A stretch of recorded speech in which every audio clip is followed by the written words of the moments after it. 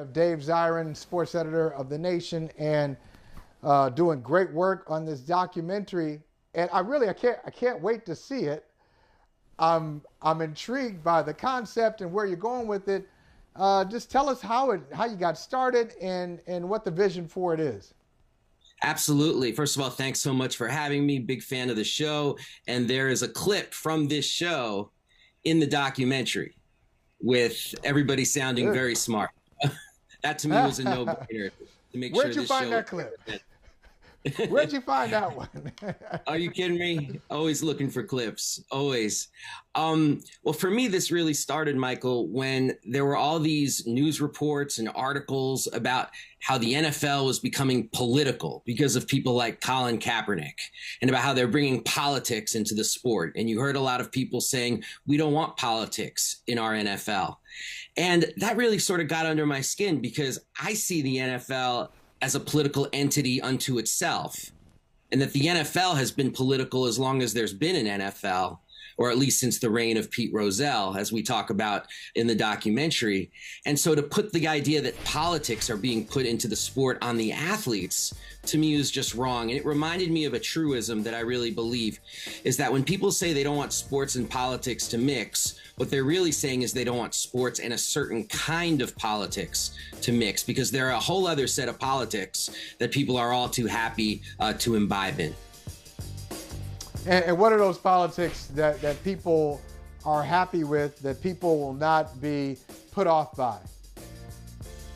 Exactly. I mean, first of all, hyper Americana to the turned up to 11. I mean, if you see the American flags on a football field, I mean, it's kind of more than the field. You know, they're going up into the stands practically. But it's not just about the patriotism. It's about the way the patriotism can often come linked to a sense of hyper-militarism.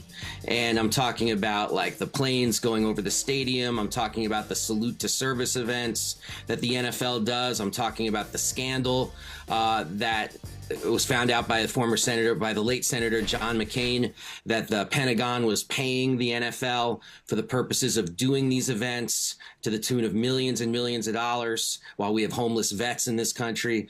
So that's what I talk about in the film. But I also talk about other political ideas as well, like our whole sense about what manhood is in this country. I don't think you can even understand it without understanding football, and particularly the National Football League. A lot of our ideas about gender, about masculinity, that comes through NFL football. This idea of being impervious to pain. I mean, think about it. I was just watching the NFL on Sunday, as I do. You know, I got to say that as a part of this. You know, I don't see how you even talk or write about sports without being able to talk about the National Football League. And they said that one of the teams, I forget which one, was undergoing a regimen of therapy, you know, mental therapy. But they made a big point to say, but we don't call it therapy on our team. We call it mental enhancement or mental preparedness. And I'm like, my goodness, it's 2022. Why not? Why not just say therapy? What's wrong with saying What's wrong with saying therapy? Therapy but they don't want connotes to. Weakness. It's like a terrible train. It's like therapy connotes weakness, which connotes a stereotypical idea of what femininity is, which connotes not being able to be the kind of man that wins on the football field. And that chain still hasn't been broken yet, that link. I mean, when you're doing mental enhancement, I mean, you're on a couch talking to a therapist. Don't call it mental enhancement. And I think so that's what we're talking about in the film, a whole set of ideas that the NFL puts out, whether you agree or disagree with them, they are putting them out. So to me, when players are political, that's just turnabout's fair play.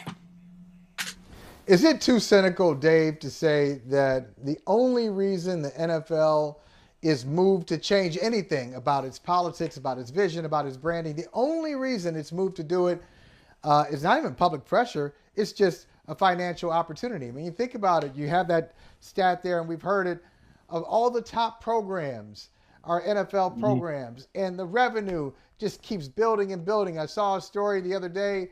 The New England Patriots are the second or third most profitable sports franchise in the world, and this is a team that, you know, Robert Kraft bought out of bankruptcy, and he overpaid at the time for $175 million. Now it's worth billions. So why would that entity be moved to change anything when all it sees is just money coming in? Is that too cynical to say that money is the only reason they'll change a thing? Oh, no, I don't think that's too cynical. I think that's the reality of the operation. And I think, like, for example, the way I understand why Colin Kaepernick has not yet been signed by an NFL team is that on a very dollars and cents issue, NFL franchise owners think he has more value as a ghost story to haunt young players to not speak out than he has value as a quarterback who can lead you to the Super Bowl. If Pat Mahomes took a knee, I guarantee you there would have been a different calculus. And because you don't get rid of a Patrick Mahomes and you're willing to abide certain things that you wouldn't abide with others. It's all about dollars and cents. Eric Winston, who used to head the NFL Players Association, he had this great line where he said, owning an NFL team is like being a bartender during spring break. You don't have to be very good at it to make tons of money out of the operation. And I live in DC. I've got firsthand knowledge of what it means to not be a good steward of a franchise, yet still make ungodly sums of money. So it's all about money.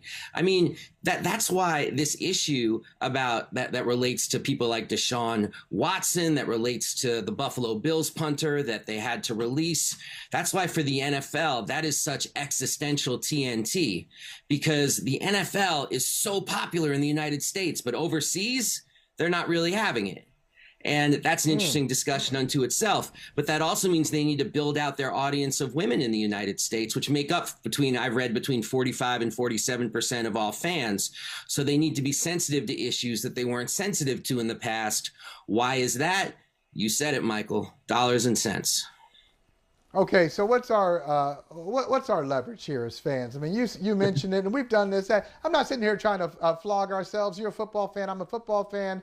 I will be watching Thursday Night Football. I'll be watching Monday night. I'll be watching Sunday at 1. Sunday at 1 is, as a matter of fact, Dave, I'll even tell you, my wife said something the other day. She said, we're having some event. And I said, what day is it? She said, Sunday. What time is it? 2 o'clock. I said, like, who would do this? Who would plan an event at 2 o'clock on Sunday during football season? I was offended. Okay, so we are all kind of in. We've kind of been sucked into the vortex, but we got to have some leverage as fans, Dave. How do we football fans get leverage just in case we see something that is just so awful that we say, okay, enough's enough, you must change? What do we do?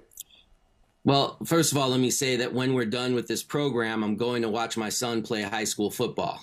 So this is not something that we're allergic to in my house. And this is my son's demand that he's going to play high school football. And I'll tell you, I'm going to answer that by talking about my son's high school team, because I found that football, by just the experience of him being on this team with a terrific coach, a terrific atmosphere, terrific attitudes and values they try to instill in the players, that football doesn't have to be what the NFL is. That the NFL and the people who really run the NFL, that's not Roger Goodell, that's obviously the franchise owners, they use the NFL as a particular kind of political weapon in this country. And we have the right as fans to say we don't want that. So I think as fans, the most important thing is to be an engaged fan, to know what political causes your franchise owner is putting your tax dollars into after the new stadium was built. I mean, it takes some work to be an informed fan. I'm not saying it doesn't, but to be conversant in the issues around CTE. You should be conversant in those issues. When a player speaks out, you should take the time to listen, because if they're good enough to cheer for, they're good enough to hear. And these are some very basic points that I think we can approach the game with. And I think with that comes confidence. And with confidence, I think we could say to the NFL that we have a certain set of values as fans that we don't want to see you abrogate, because if you do, we might not be fans for long. And final question I have for you, and okay, this is going to take some threading and some storyboarding just to get the right answer. I know I'm asking you a very complicated question, and it's about the franchise in the town that you're in. They're now called the Washington Commanders. Thank God for that. So the Washington Commanders, and you mentioned Daniel Snyder. So if the NFL is this force, this political force, and I agree with you there, and almost anything it puts out there is successful, why not a simpleton like me can say, well, wait a minute. Well, you could just kind of throw Daniel Snyder to the side, put in a replacement level owner, and nothing, the business will not be interrupted a bit. So what's the big deal? Why not? Why does Daniel Snyder, who has been a stain, who has been the guy that, you know, they close that door when visitors come over, they close the door where Daniel Snyder is. Oh, no, you don't want to see that. Let's come over here. I'll give you the tour over here. Why do they continue to have him in a league when it doesn't seem like it makes a lot of sense, business sense, to have him there? Yeah, especially since I've heard it on good authority that even when an NFL franchise owner says hi to him, like, hey, Dan, he says, that's Mr. Snyder. So we're not exactly talking about somebody who you want to get caught with at a cocktail party. I think it really comes down to this. Dan Snyder has been very smart about making friends in the ownership group. From what I understand from reporting, from talking to people, it's like high school. You know, it's like Mean Girls. And so they're in the ownership meetings, and you got the in-group and you got the out-group. Jerry Jones heads up the in-group. Everybody loves Jerry. The out-group is Mark Davis and the Las Vegas Raiders. And Daniel Snyder has been really good about currying political favor in these quarters, and that's what's keeping him above water, because his stewardship of the franchise is absurd. When I moved to this town about 15 plus years ago, the Washington football team was actually the #1 over the Cowboys. #1 most valued franchise in the National Football League. This was before the Jerry Dome. And now it's moved down that list. So, I mean, Dan Snyder is like the bartender at spring break who doesn't get tips. Yeah. That's a great line. That's so true. You know, that's a walk-off line right there. Okay, you're done. You're done. Thank you. Hey, my name is Dave Zirin. Thank you very much. See you later. Appreciate it. Thank you, everybody. There you go. Hey, Dave. Hey, when can we see the documentary? That's the question. Yeah, it'll be out this week. It's going to have a website. It's going to have a streaming service. Follow me on Twitter at Edge of Sports. All the info will be out there.